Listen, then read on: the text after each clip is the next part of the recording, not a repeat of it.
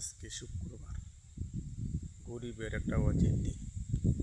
আল্লাহ তাআলা বলেছে, যারা সামর্থ্য নেই হজ করার, তারা যদি প্রতি শুক্রবারে গিয়া যায় যদি 2 রাকাত নামাজ পড়ে আসে, তাহলে আমি তার আমল নামায় কবুল হজ সব আমি তার আমল নামে দিই। আল্লাহ বলেছে, আল্লাহ যদি বলে থাকে এটা মিথ্যা না। কিন্তু আজকে যে 2 রাকাত নামাজ পড়ছি ভাই, খুব শান্তি লাগতেছে, খুব আনন্দ লাগতেছে আমার কাছে। নামাজ পড়লে এত শান্তি লাগে, এত ভালো লাগে, এটা বলা যাবে না। যারা নামাজ পড়ে তারা বলতে পারে কি শান্তি লাগে, দেহের ভিতরে মনে কি শান্তি লাগে। ভাই, আমি একজন গরিব মানুষ, হজ করার সামর্থ্য আমার নাই, কিন্তু আমি যে 2 রাকাত নামাজ পড়ে আসি, খুব ভালো লাগছে।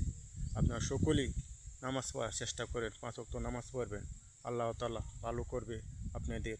আমি দোয়া করি আপনার সকলকে আল্লাহ ভালো রাখুক, সুস্থ রাখুক, সবাই সে কামনাই আমি করি। আমাকে আপনারা দোয়া করবেন। আসসালামু আলাইকুম আমার সুতরাং ভাই ও বোনেরা।